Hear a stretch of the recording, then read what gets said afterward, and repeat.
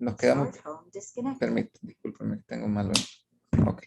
Entonces, el tema es el siguiente.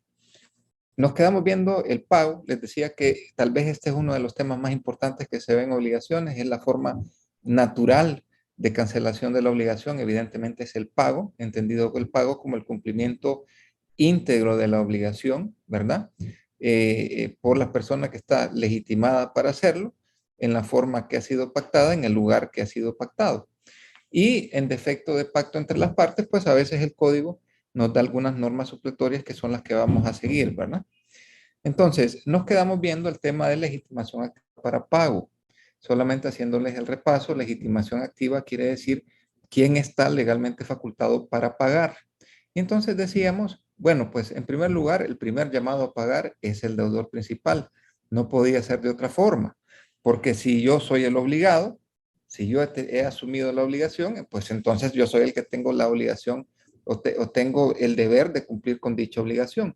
Y les decía yo, muy interesante este tema, que el pago no solamente es un derecho, también es una obligación, ¿verdad? Es decir, el derecho además de ser una, mejor digámoslo al revés, además de ser una obligación que yo asumo para con el acreedor, también es un derecho que tengo, ¿verdad? De poder ser liberado de esa obligación cuando efectúo el pago en los términos que han sido pactados o previstos.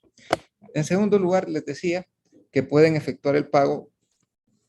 Vamos a ver este tema. Ok, les decía que pueden efectuar el pago los representantes del deudor. Y les comentaba con relación a este tema que cualquier persona puede pagar la deuda de otro. Cualquiera, sea interesado o no interesado, tenga poder o no tenga poder, puede efectuar el pago en nombre de otra persona. Lo que pasa es que a veces, ¿verdad?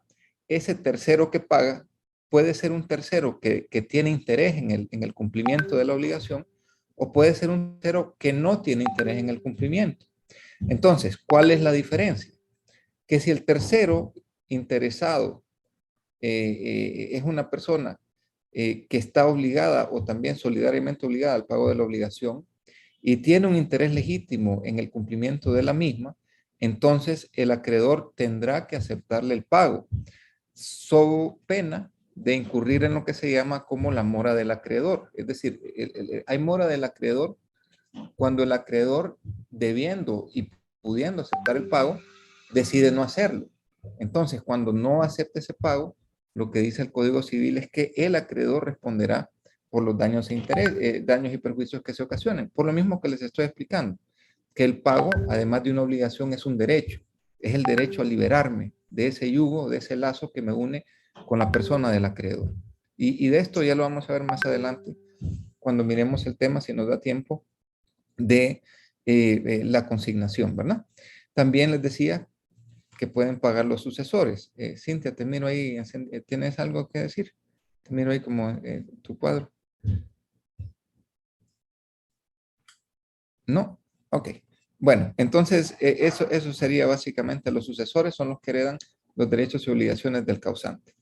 Ok, bueno, habiendo visto quiénes tienen legitimación activa para el pago, pues entonces tenemos que ver quién tiene la legitimación pasiva para el pago. ¿Qué quiere decir esto?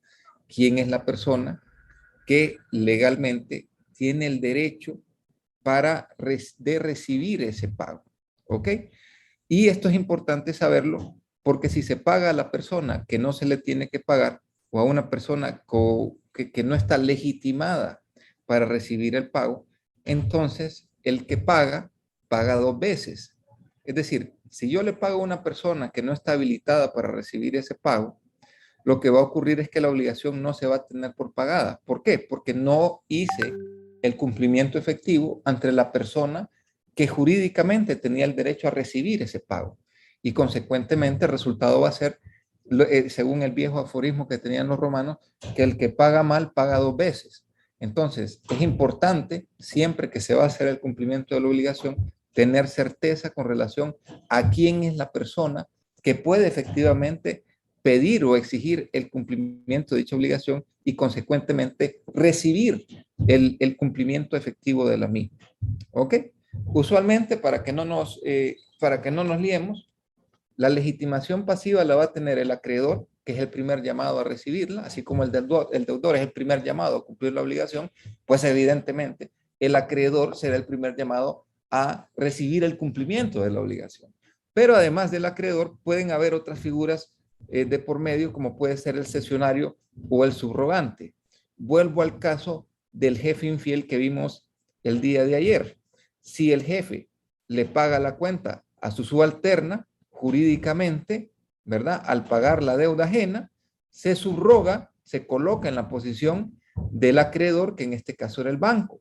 Entonces, automáticamente que el banco sale de la escena y que entra el jefazo a colocarse en la posición del banco, se vuelve acreedor y consecuentemente tiene derecho a recibir el pago de la obligación. Lo mismo ocurre cuando una persona cede los derechos de un contrato. Es decir, cuando, te pongo un ejemplo, cuando uno saca un préstamo en el banco, siempre el contrato de préstamo dice que este contrato podrá ser cedido sin consentimiento del deudor por el acreedor en X y Y circunstancias o por cualquier circunstancia que estime conveniente. Bueno, pues una vez que se hace la cesión, te voy a poner un ejemplo tal vez más clarito de esto. El banco te prestó 1.000.000 de lempiras a 10 años plazo, con unas tarifas o unas cuotas mensuales de, no sé, 5.000 lempiras mensuales, ¿verdad? ¿Qué pasa? Ese dinero lo vas a pagar en 10 años, pero tal vez el banco necesita liquidez hoy. No puede estar esperando los 10 años a que le estés pagando 5.000 pesos mensuales para tener plata, porque necesita la plata hoy para prestarla hoy. No le interesa estar 10 años esperando, ¿verdad? A que vos le pagues por puchito 5.000 lempiras mensuales. Entonces viene el banco y se va donde una empresa que compra créditos y le dice, mira, ve, yo tengo un derecho de cobro de 1.000.000 más intereses en 10 años, pero necesito plata hoy. Te voy a ceder mi posición de acreedor, te voy a ceder mi posición de acreedor a vos para que vos sigas cobrando, vos esperes los 10 años y vos me vas a dar hoy, ¿verdad? Lo que iba a recibir de capital e intereses en 10 años, menos una comisión que me vas a cobrar, que usualmente es el 10%. Entonces, ¿cuál es el chiste? La empresa de crédito, que está dispuesta a esperar los 10 años, va a comprar un préstamo que con capital e intereses son 2 millones de lempiras, y lo que va a hacer es que le va a reembolsar o le va a dar al banco hoy, ¿verdad? 800 o 900.000 por un crédito que cuesta 2 millones. ¿Y cuál es la ventaja para el banco? Que el banco tiene hoy la plata para prestar. El otro, sin embargo, tiene el tiempo, pero asume el riesgo de impago. Por eso es que gana más. Entonces, ¿qué pasa? Cuando se cede el crédito, ¿quién va a ser el nuevo acreedor? Ya no va a ser el banco, va a ser el cesionario, la persona o la empresa que compró ese préstamo del banco. ¿Se entiende un poquito esto o no se entiende?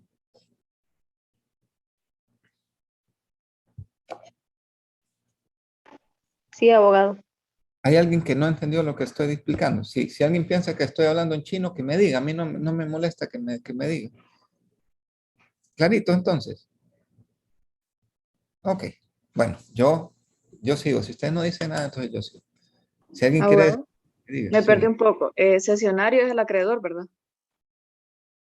Cesionario es el nuevo acreedor. ¿Cómo te lo puedo explicar de otra forma? Mira, a ver, vaya, te lo explico de otra forma. Yo tuve la bendición que estudié en Estados Unidos. Parte de mis estudios los financié. Una Citibank me prestó $35,000 para estudiar ahí. ¿Ok? Entonces, ¿qué es lo que pasa? El préstamo era un préstamo a 20 años. ¿Y qué es lo que pasó? Que cuando íbamos por el año 5 o 6, vino el banco y dijo, yo no voy a estar esperando a que este fregado me esté pagando $400 mensuales por 30 años, más los intereses. No, necesito mi plata ya. Y entonces se buscaron una cooperativa que lo que hacía es comprar créditos. Y entonces vino Citibank y le dijo a esta cooperativa de crédito, mira, yo tengo un derecho de cobro de este señor a 30 años plazo, pero quiero la plata hoy. Te puedo ceder el crédito y vos te encargas de cobrarle los siguientes 25 años que todavía no ha pagado.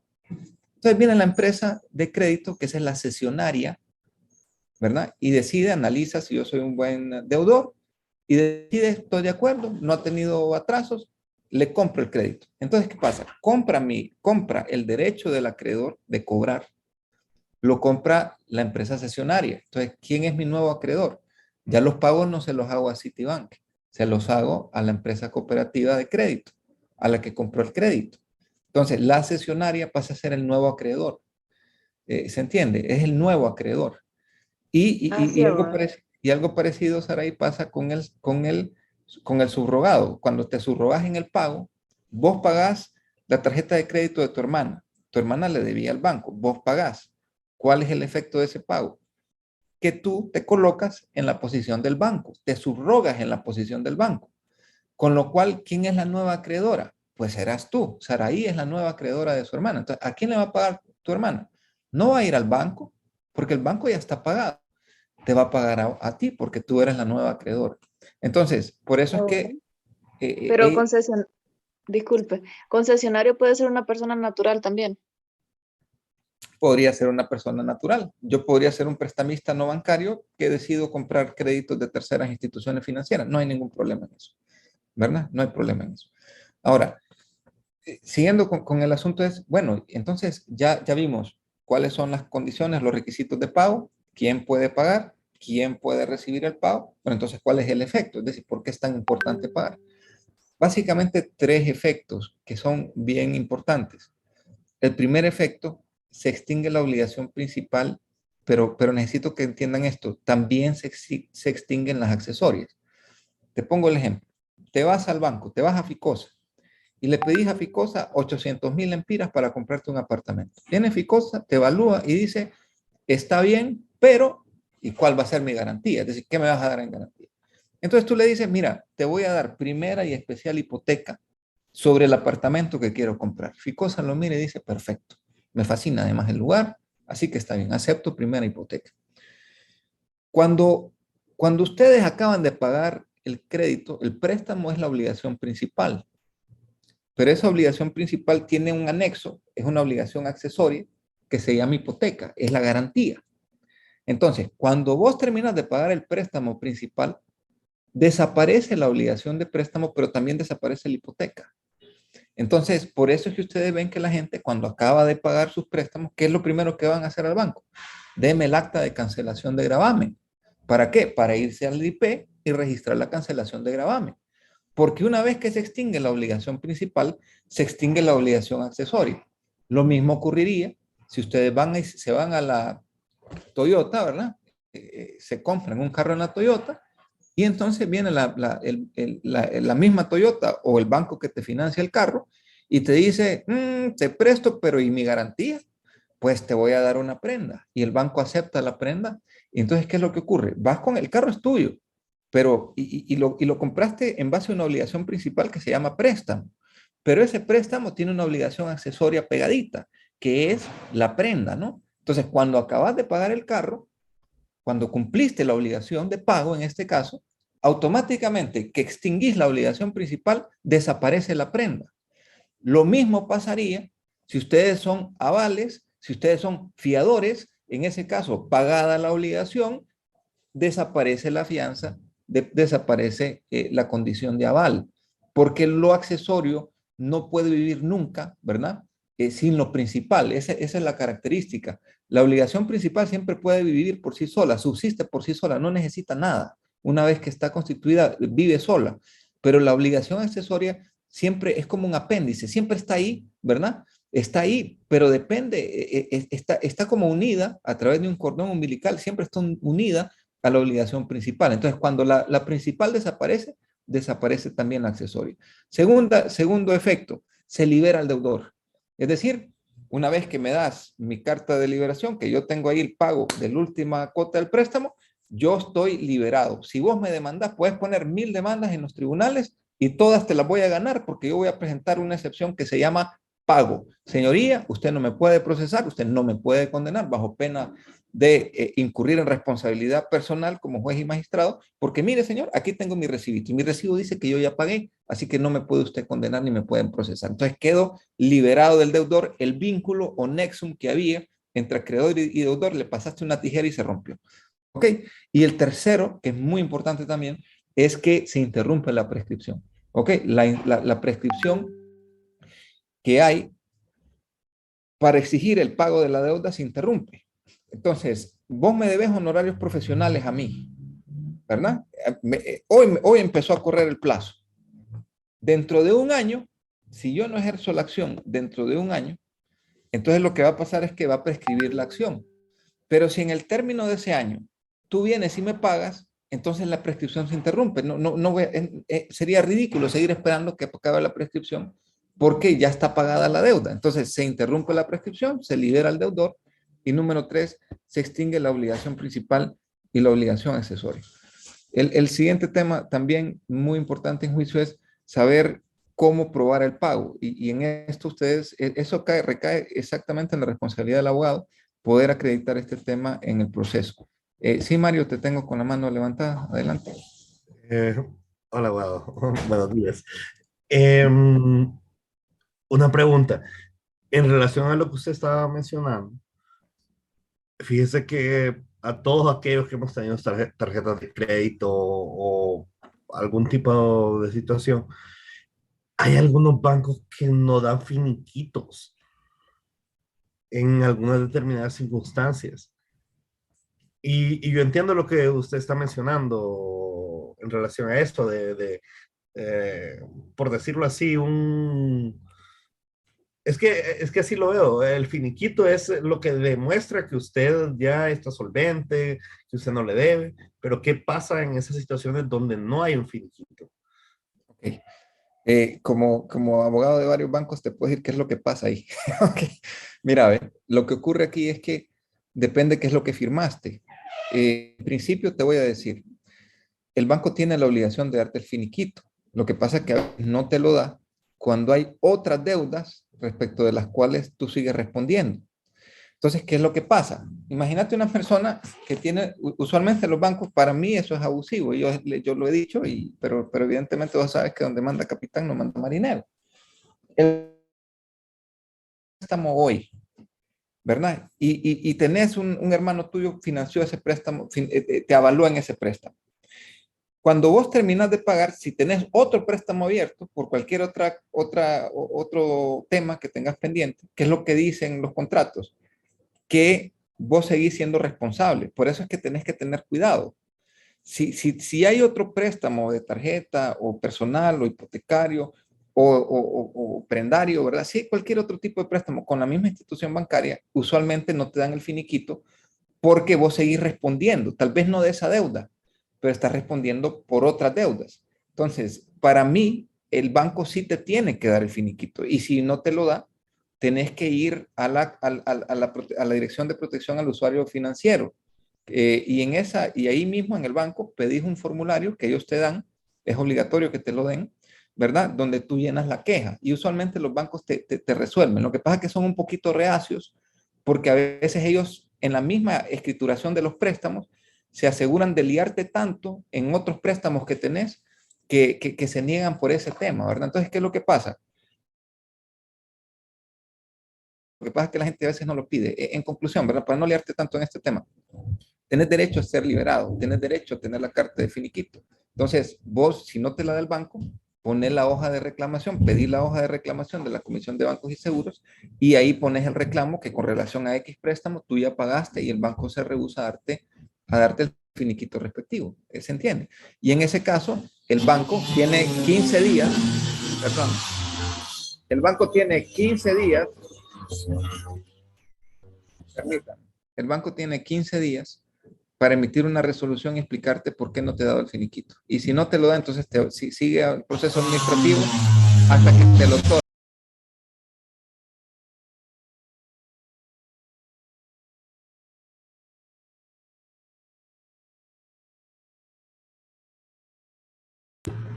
Ahí disculpen, que es que están trabajando acá y parece que estoy en medio de la confusión.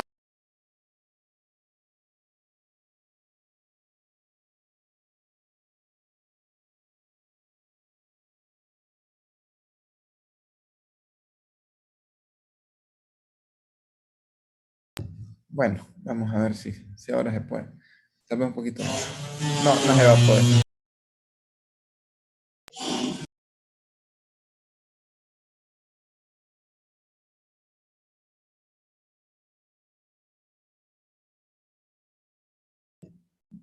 Ok, disculpen ahí. Bueno.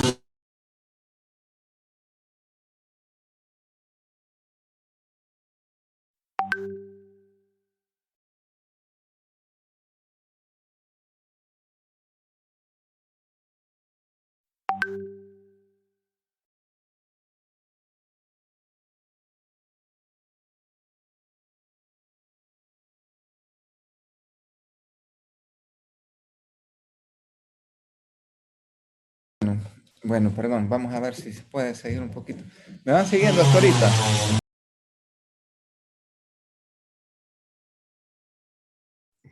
Sí, abogado, lo seguimos. Regáñelo, regáñelo como su mamá. Su mamá no aguantaría esto. Tiene apagado el micrófono.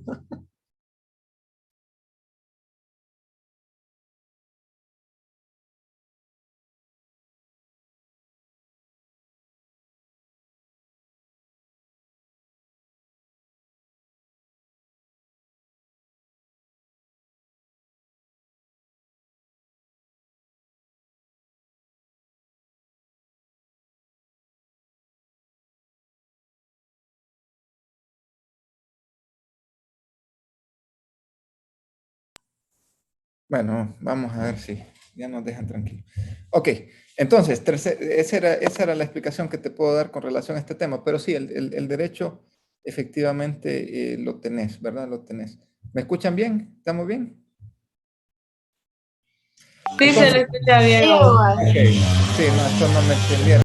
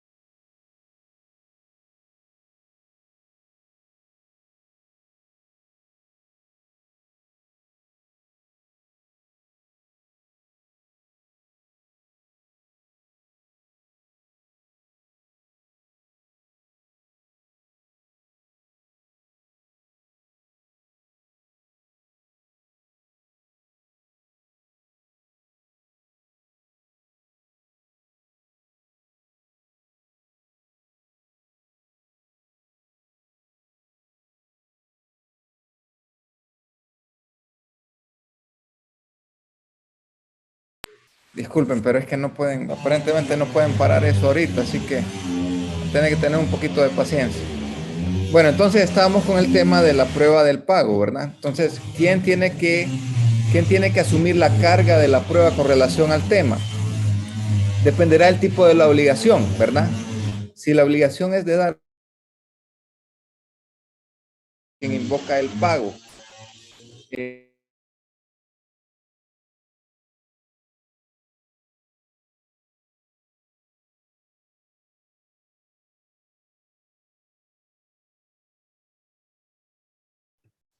ok, entonces, ¿quién tiene la carga de la prueba? Tiene que la carga de la prueba depende, les digo, del tipo de obligación, ¿verdad? Si la obligación es de dar o de hacer, la carga de la prueba recae sobre quien invoca el pago. Es decir, el deudor es el que tiene que probar que efectivamente pagó la obligación, ¿verdad? Ese es el tema aquí. Entonces, eso es algo que usualmente ocurre en los procedimientos, que la persona que alega tiene la obligación de probar en qué basa la demanda y la persona que se defiende tiene la obligación de probar en qué basa la excepción. Entonces, si una persona es demandada, la excepción de pago, la prueba del pago, tiene que correr por cuenta del deudor, ¿verdad? Por otro lado, el mismo código establece que se presume que el pago se ajusta a lo pactado cuando el acreedor lo acepta sin reservas. Por otro lado, si la obligación es de no hacer, es el acreedor quien tiene que probar quien tiene que probar la violación del deber de abstención. A ver si les puedo explicar esto un poquito mejor. Tres grandes bloques de obligaciones, ya vimos. Obligaciones de dar, obligaciones de hacer, obligaciones de no hacer. En las obligaciones de dar y de hacer, ¿verdad? El que tiene que probar el pago es el deudor. En las obligaciones de no hacer, como consiste en una abstención, el que tiene que probar que se infringió la obligación de no hacer es justamente el acreedor. Entonces se invierte la carga de la prueba en ese aspecto cuando la obligación es de no hacer. Es decir, si yo quiero que multen a mi vecino, alegando de que mi vecino está vulnerando el reglamento de copropietarios porque toca la guitarra después de las 10 de la noche, entonces lo que voy a hacer es que yo, que soy el reclamante de esa vulneración, de esa obligación de no hacer, soy el que voy a tener que probar que efectivamente estaba tocando la guitarra después de las 10 de la noche. Y ustedes me van a preguntar, ¿y por qué? Porque en derecho está prohibido, ¿verdad? Que yo te cargue probar hechos negativos. Es decir, el deudor de la obligación no puede probar que no estaba haciendo. Eso se llama una carga de la prueba diabólica. Si se le obligara a probar eso, estaríamos ante una carga de prueba diabólica. No probar que el que no tiene que hacer tiene que probar que no estaba haciendo. No se podría, ¿verdad? Justamente por eso se hace la inversión en el caso de las obligaciones de no hacer. ¿Ok?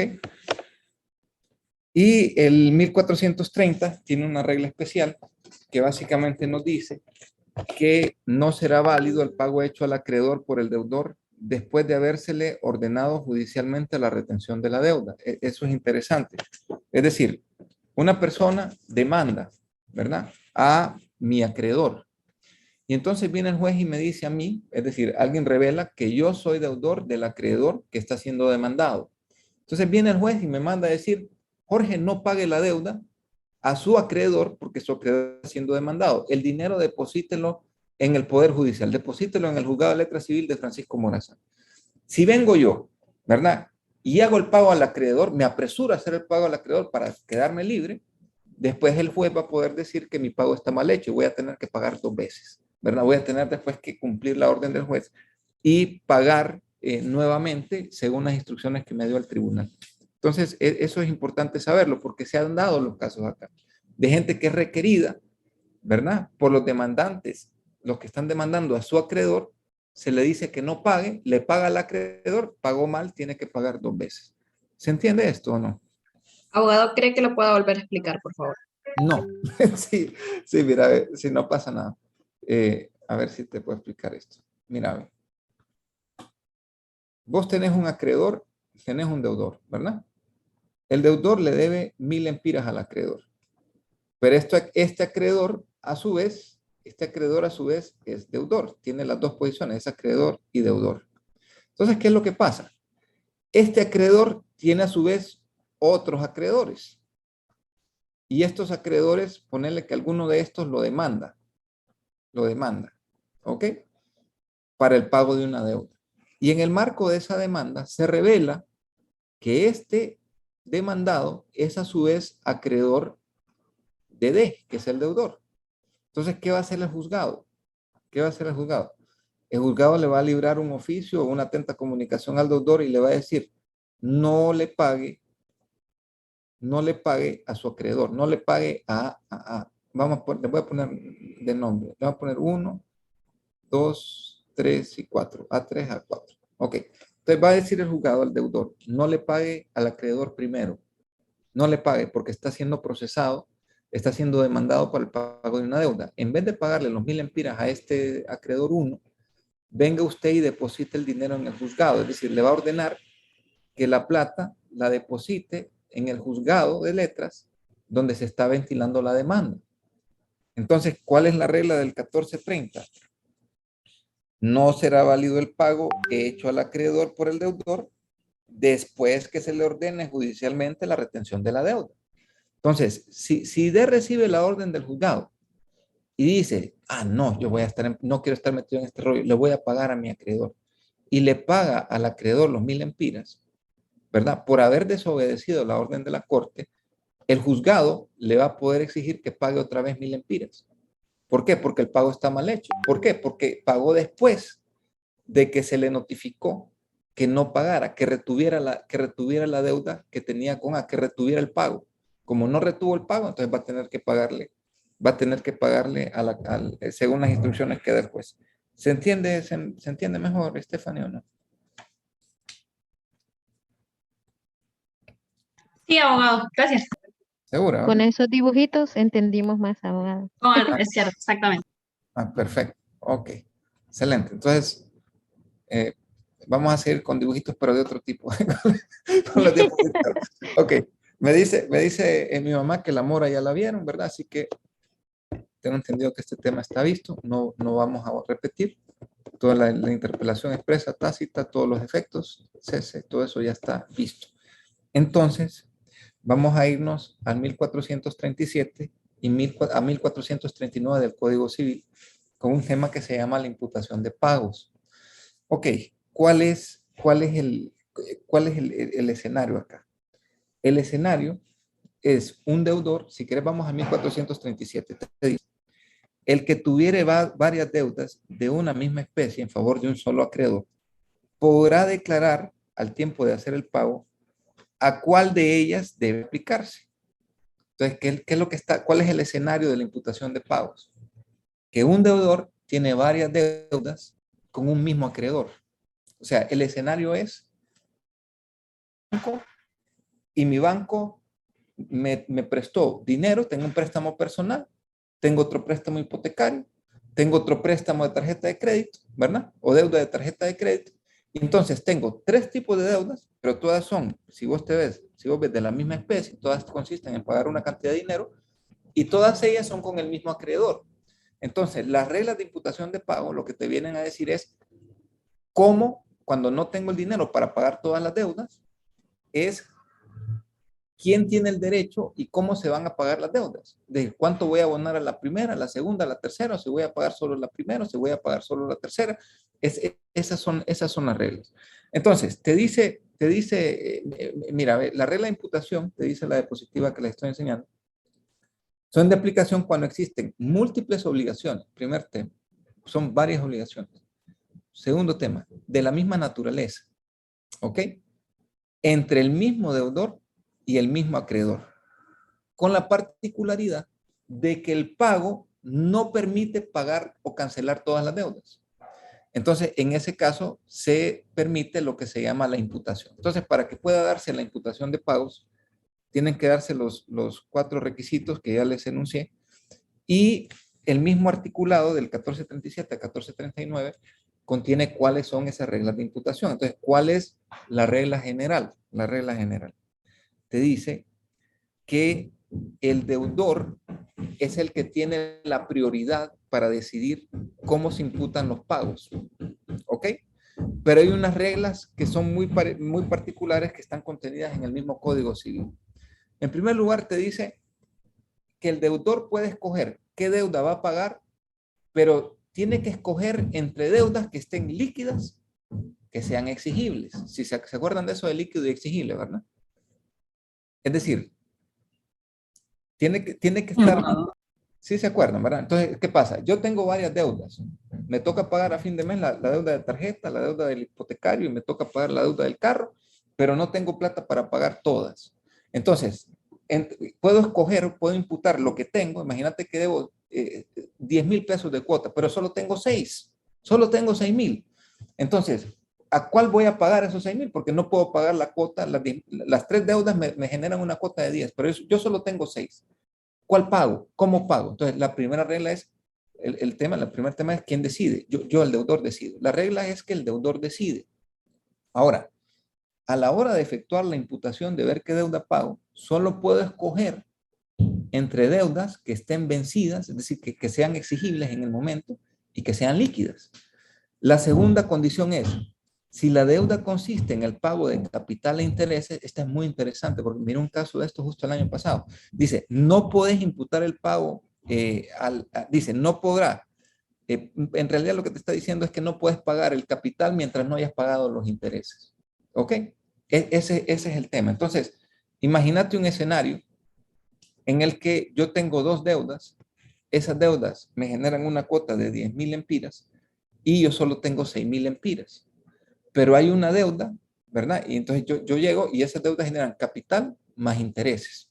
Entonces yo llego al banco y le digo al cajero, mire, en realidad lo que quiero hacer es pagar capital. No quiero pagar los intereses los voy a pagar más adelante. No me van a aceptar el pago.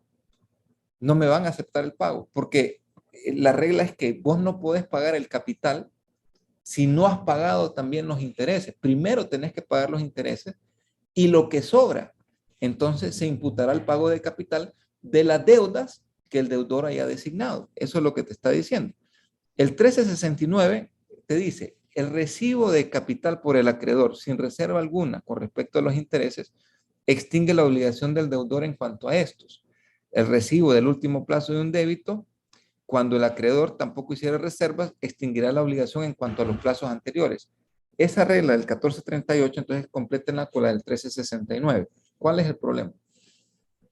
A ver si mejor se los explico igual con la pizarra. Tal vez con la pizarra se entiende mejor.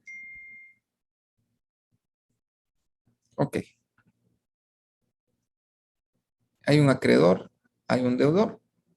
Este señor debe 1000 lempiras de capital más 100 lempiras de intereses. ¿Ok? Pero él no tiene los 1100 lempiras, solamente tiene 900 lempiras. Si el tipo llega a donde el acreedor y le dice, mira, ve, aceptame los 900,000, pero aplicámelos a capital, ¿cuál va a ser el efecto? Jurídicamente se presume que renunció a cobrar los intereses. Por eso es que los acreedores no te aceptan ese tipo de pagos. La regla será entonces que de esos 900 lempiras voy a imputar 100 lempiras al pago de intereses y lo que resta, que son 800, lo voy a utilizar para pagar capital. Entonces, en la próxima cuota, ¿qué es lo que me queda debiendo? Me queda debiendo 200. O sea, 900 menos 100 de intereses, ¿ok? Quedan 800 y una deuda de principal de 1000 lempiras. 800, 1000 menos 800, me quedan 200 lempiras. Si el hombre agarrara el dinero y lo imputara al pago del capital, automáticamente se entiende que está renunciando a los intereses. Otra que se da muy frecuentemente, y por eso está la misma regla. Imagínate que vos debes la renta de enero, febrero, marzo y abril. Tenés plata, pero no tenés plata para pagar los 4 meses. Entonces vas donde tu acreedor y le pagás y le decís, te voy a pagar el mes de marzo y de abril. Entonces viene el acreedor y te da, o tu arrendatario, tu arrendador, ¿verdad? Te da un recibo que dice, se tiene por pagado los meses de marzo y de abril. Automáticamente que te entrega ese recibo, se entiende que renunció a cobrar la renta de enero y febrero. Por eso uno tiene que tener cuidado con los recibos que extiende. Sí, Saraí, adelante. Abogado, entonces no se puede, vaya, que el acreedor ponga, pagó 1000 lempiras, pero queda pendiente intereses de 200 lempiras, un ejemplo. No, automáticamente se presume. Fíjate que esa la vi el año pasado. Un señor tenía un préstamo con un banco, aproximadamente como 2 y tantos millones de lempiras, pero tenía depósitos en garantía por 1.800.000, ¿verdad? Ese depósito, ese préstamo que tenía con el banco había generado intereses. Y como el hombre era socio del banco, le dijo a la gerencia financiera que matara los depósitos en garantía contra la deuda que tenía. Pero la instrucción era que con el depósito en garantía pagaran el capital. Entonces, ¿qué pasaba si el banco? Porque la pregunta del banco fue, bueno, ¿podemos hacer eso? La respuesta es, hacerlo, puedes hacerlo. Pero si lo haces, olvídate de cobrar los intereses. Porque la ley ya te dice, no, pues, es decir, si no reservaste, o la otra salida sería recibir el pago y reservarte el pago de intereses. Pero tendría que estar consignado en el recibo. Pero en realidad eso no se estila acá, ¿entendés? No se estila porque no queremos evitar conflictos, queremos evitar acudir a tribunales. Entonces, por esas reglas, el banco nunca te va a recibir el pago de capital mientras vos no hayas pagado primeramente el pago de interés. Entonces, si tu cuota de tarjeta de crédito son 13,000 lempiras, de los cuales 11,000 lempiras son intereses y 2,000 lempiras son capital, y vos llevas 14,000 lempiras, ¿qué van a hacer? Van a pagar los intereses y te van a abonar 1,000 lempiras a capital. Pero esa es la regla. Entonces, y lo mismo con los recibos, ¿verdad? Lo mismo con los recibos. Si vos pedís que te extienda el recibo de la renta de hoy y no me has pagado las rentas anteriores y yo te extiendo el recibo por la renta de abril, lo que va a pasar es que automáticamente se va a presumir, salvo prueba en contrario, y va a ser muy difícil votar esa prueba, de que yo renuncie a cobrarte la renta de enero y febrero y de marzo. ¿Se entiende esto? Sí, abogado. O sea, en conclusión, para evitarse estos problemas, vaya un ejemplo, usted me debe 1000 lempiras a mí y tiene 100 de intereses, entonces yo le digo, bueno, lo que usted va a pagar entonces son 800 y le voy a sumar los 100 de intereses que tiene y entonces queda con 100, pero de capital. Sí, pero primero pagas los intereses. Sí, o Paga, sea, paga los intereses primero, entonces yo en el recibo le pongo pendiente intereses del mes pasado de 100 lempiras. es que en principio no deberían quedar intereses, otros intereses. Primero pagan intereses y después que está pagado el interés, en principio solo debería quedarte capital pendiente de pago. ¿Me entendés? Es decir, en principio vos no deberías reservar pago de intereses para el siguiente cuota. No, me pagas mis intereses. Lo que te va a quedar para el siguiente mes es capital. Y si ese capital genera intereses el mes siguiente, entonces primero vas a pagar el interés y después vas a pagar el capital. Es lo que nos pasa siempre. Vos pedís un préstamo de 1.000.000. La cuota por 1.000.000, ¿cuánto es ahorita? 13.000 lempiras mensuales a 10 años plazo. Bueno, ¿cuánto crees vos que es la cuota de intereses? Cuando recién inicias el préstamo, la cuota de intereses puede ser 12.000 lempiras. ¿Y cuánto es lo que se paga de capital?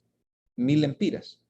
Vos llevas al banco 12.000 pesos y el banco va a pagar los intereses primero y después el capital. Si no pagaste todos los intereses, entonces efectivamente se da el escenario que vos decís, que quedaría intereses más capital. Pero en el siguiente pago voy a hacer la misma operación. Primero voy a pagar los intereses y después voy a pagar el capital. ¿Se entendió esto? Abogado, abogado, Dígame. buenos días. Pero Bueno, cuando yo quiero hacer abono a capital, tengo que estar al día, ¿verdad? no puedes hacer abono a capital si no has pagado los intereses. No, Sí, no, pero no te va a digamos, permitir. yo voy al banco y pago por decir mi préstamo, estoy al día. Pero yo le digo aparte, mire, quiero abonar estos 20.000 lempiras a Ah, capital. sí, sí podés, pero ¿por qué? Porque ya pagaste los intereses. Es Por decir, eso le digo, tengo que estar al día, al corriente. sí, mira, lo que va a pasar es que, mira, como el interés se genera a diario, entonces vos pagaste la cuota de capital intereses hoy, del mes, de este mes, ponerle el ejemplo. Entonces, el día de mañana querés abonar a capital. Vos vas el día de mañana y qué va a hacer el cajero? Te va a aplicar ese dinero primero a pagar el interés que se generó, pero como solo transcurrió 1 o 2 días, el interés son centavos a veces, o pueden ser 100 pesos, 200 pesos, y el resto te lo abona capital. ¿Me Gracias, entendés? abogado. Sí, sí, gracias, abogado. Ok, entonces, ¿quién Abogado, impone el pago? Sí, adelante. disculpe, entonces siguiendo con el ejemplo que yo le había dicho, para ya como debería de ser para evitar realmente los problemas sería, vaya, usted va a pagarme a mí los 1000 lempiras de capital, pero yo le digo, entonces no me va a pagar los intereses. Entonces usted me dice, no, fíjese que solo traigo los 1000 lempiras. Entonces yo le voy a decir de que usted solo puede pagarme los intereses porque no trae el dinero total. Entonces usted me paga los intereses que son 100 lempiras y los 900 lempiras de repente usted me puede decir, me los puede abonar al capital que tengo pendiente.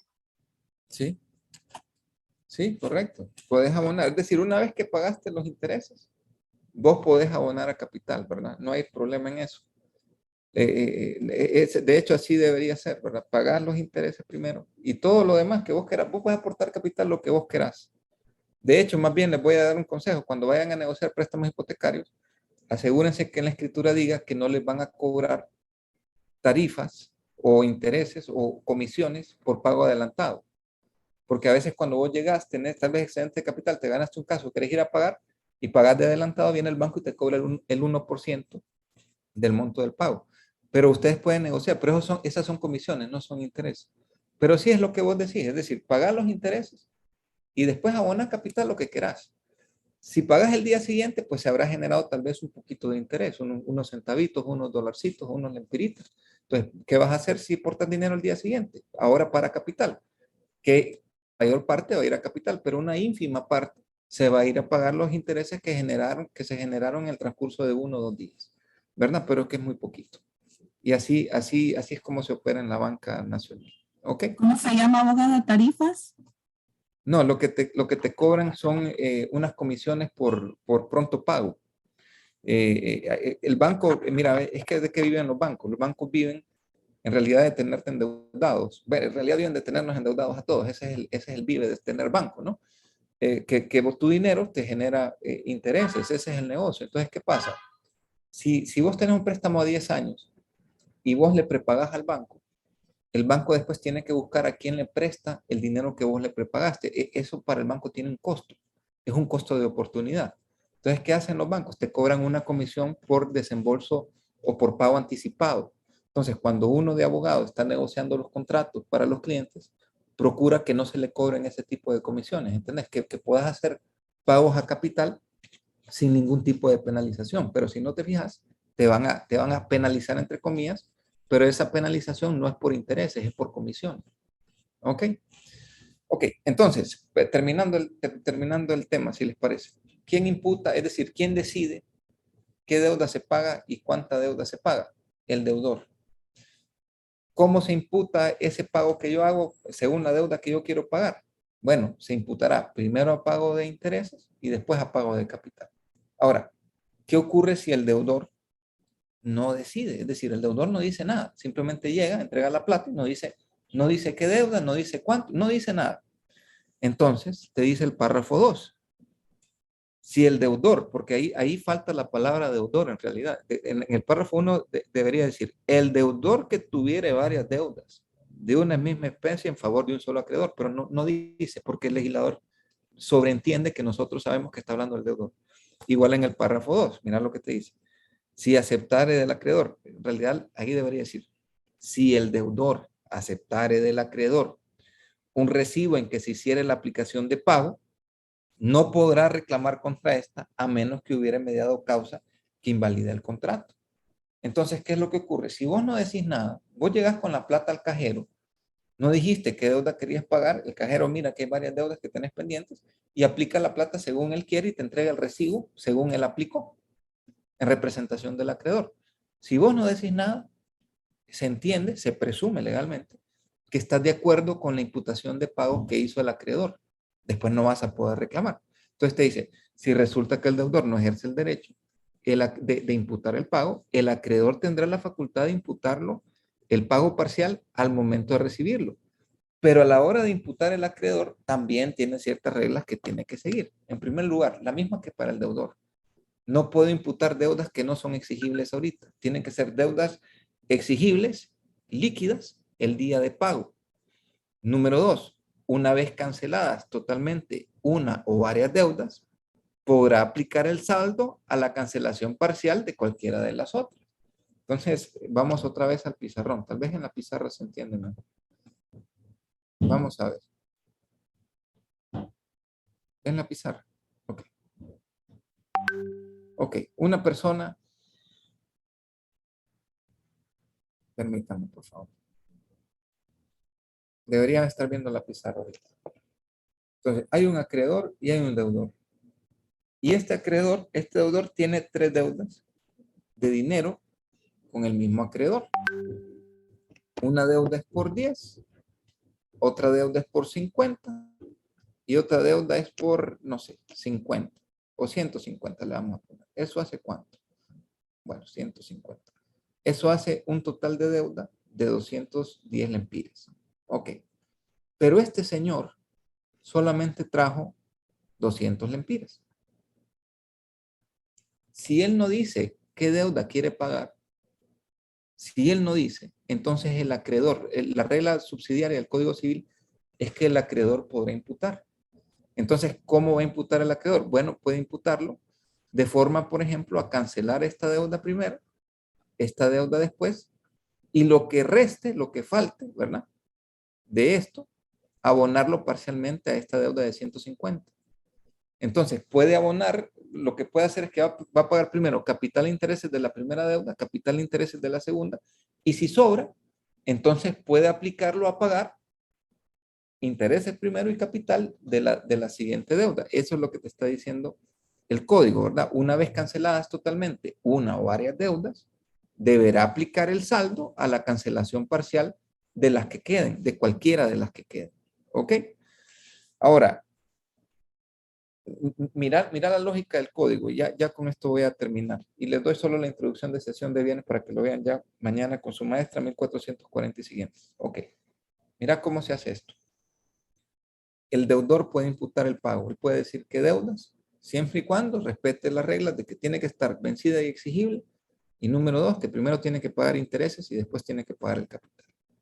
Ahora, si el deudor no imputa, 1437 párrafo 2 te dice que el acreedor podrá hacer la imputación. Igual, sujeto a una serie de reglas. Primera regla, que la deuda esté líquida, que la deuda esté exigible. Y número 2, que podrá cancelar las deudas más pequeñas y el remanente podrá destinarlo a cancelar la deuda más grande. O podría hacer algo distinto, pagar la deuda más grande y el remanente pagar alguna de las deudas más pequeñas, parcialmente. Si el deudor recibe lo que le entrega el acreedor o el representante del acreedor, que en este caso es el cajero, recibe el documento que registra el pago según el criterio del cajero o del acreedor y no dice nada, pues se presume legalmente que está de acuerdo con la forma en que el acreedor hizo los pagos.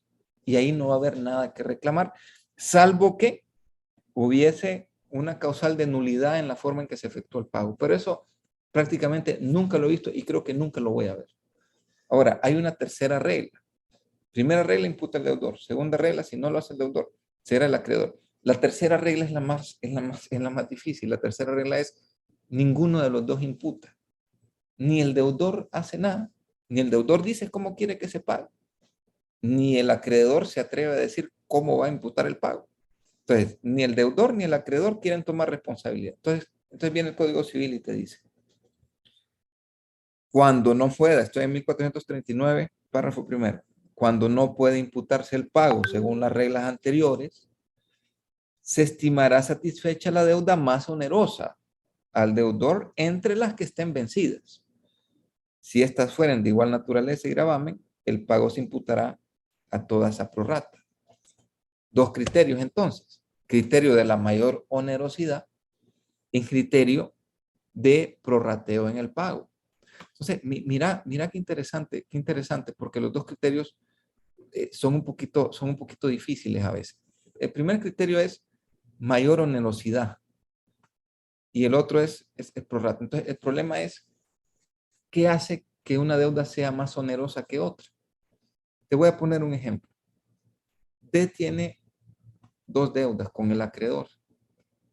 Una deuda es por 100,000 lempiras a una tasa de interés del 20% anual. Voy a poner ahí TAE, tasa anual equivalente. ¿Ok? Pero a su vez, tiene una deuda de 1,000,000 de lempiras, que es hipotecaria, a una tasa anual equivalente a una TAE de aproximadamente el 10%.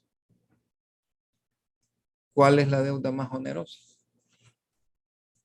¿La deuda en la que se debe más o la deuda en el que el interés es más grande o la deuda en el que la cuota mensual es más grande? ¿Cuál es el criterio? ¿Cuál es la mayor onerosidad? Porque bueno, si el acreedor no dice cuál quiere pagar y el deudor no dice cuál quiere pagar, entonces los dos criterios es, bueno, pues la que sea más onerosa.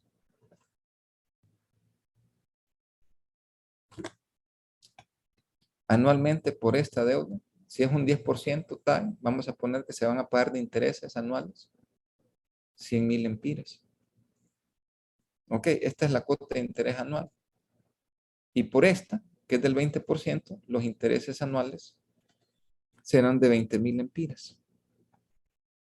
Entonces, ya tenés todos los criterios. Tenés el monto de capital debido, tenés la tasa de interés y tenés la cuota de intereses que se paga al año. ¿Cuál es la más onerosa? ¿A alguien se le ocurre?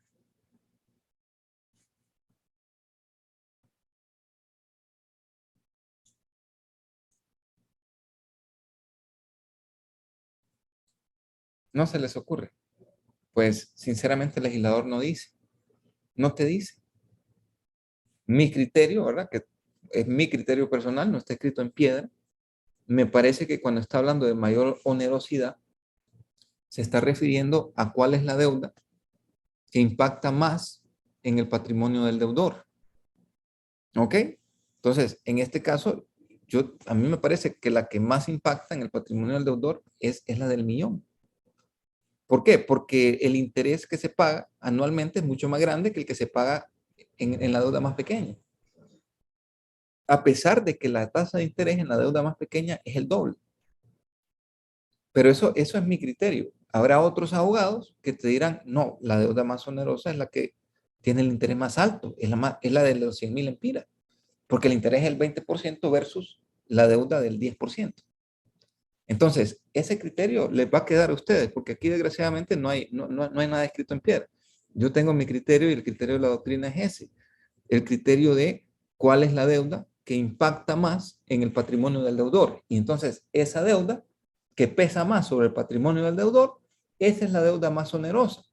Y si te vas por ese criterio, te das cuenta que no necesariamente la deuda con la tasa de interés más alta, no necesariamente esa va a ser la deuda más onerosa. Pero puedes tener otros criterios totalmente respetables. El siguiente criterio por defecto, ya con esto termino, ahí disculpen que me tardo tanto. El segundo criterio es prorrata. Entonces, igual, el segundo criterio es la prorrata. Mira cuál es el segundo criterio. Te dice, si las deudas son igualmente onerosas para el deudor, sin que puedan hacerse distinciones porque son de igual naturaleza y gravamen, entonces se imputará el pago a toda esa prorrata. Entonces, aquí volvemos al mismo tema. ¿Qué quiere decir que son de idéntico gravamen? ¿Que las dos son de 100,000 empiras? ¿O que las dos tienen la misma tasa de interés? Tampoco te dice el legislador. Pero imagínate que las dos fueran de 100,000 empiras. ¿Cuál sería la regla?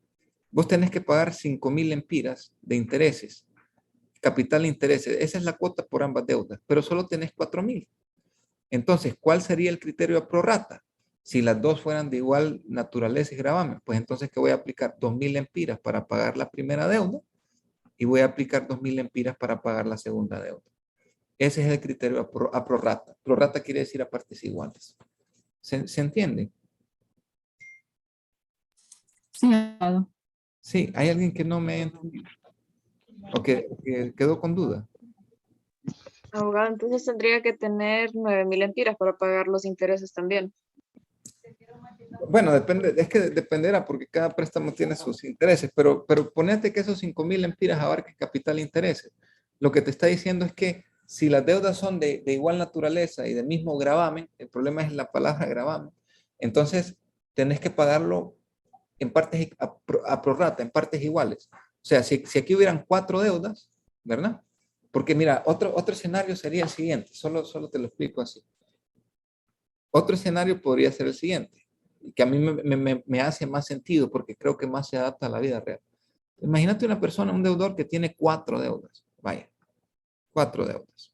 Porque este fregado solo le encanta vivir en deuda. Entonces tiene una deuda por 5,000, otra deuda por 100,000. Y esto esto es más aplicable a la vida real. Por eso te digo que mi criterio me gusta, por eso me caso con él. ¿Verdad? Tenés otra de 200,000 y tenés una de 3 millones. Va, son 3 deudas. Pero este señor es buenísimo negociando su préstamo.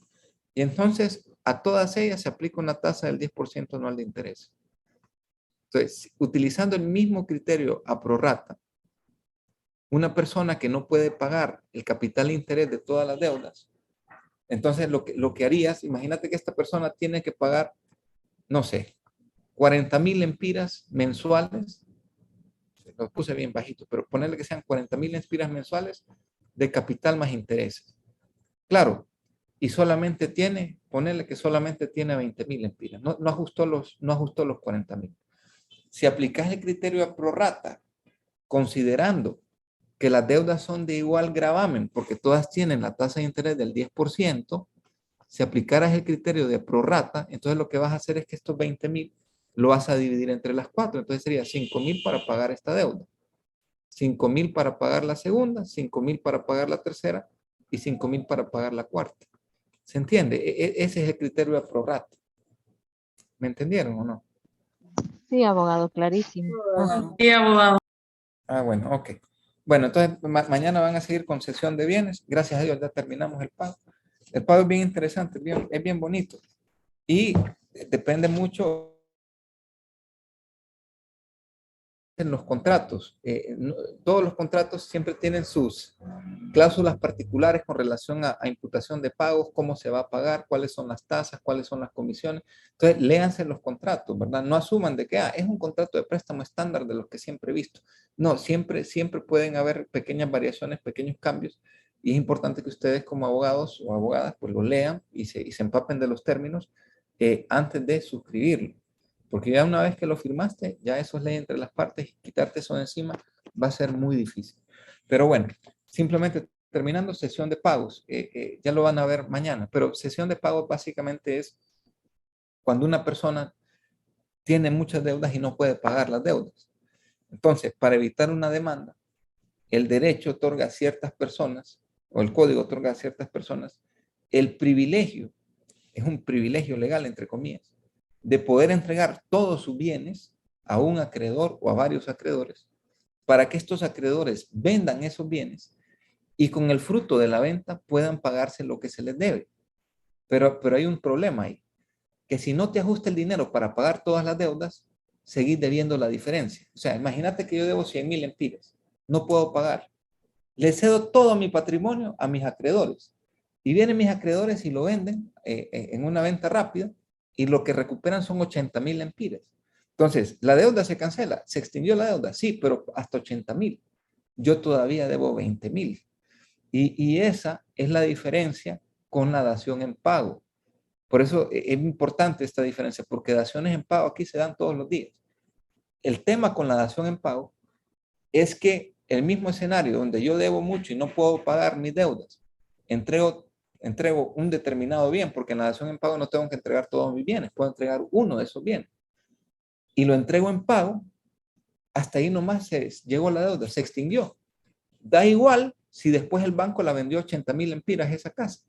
No me va a poder venir a reclamar los otros 20. ¿Por qué? Porque yo di en pago de esa deuda. ¿Qué quiere decir? Yo la di para cancelar la deuda. Y la cancelé y ya estuvo. Allá tú si la puedes vender, allá tú si recuperas todo lo que prestaste o no. Pero con la dación en pago la deuda se extinguió. Con la cesión de bienes no.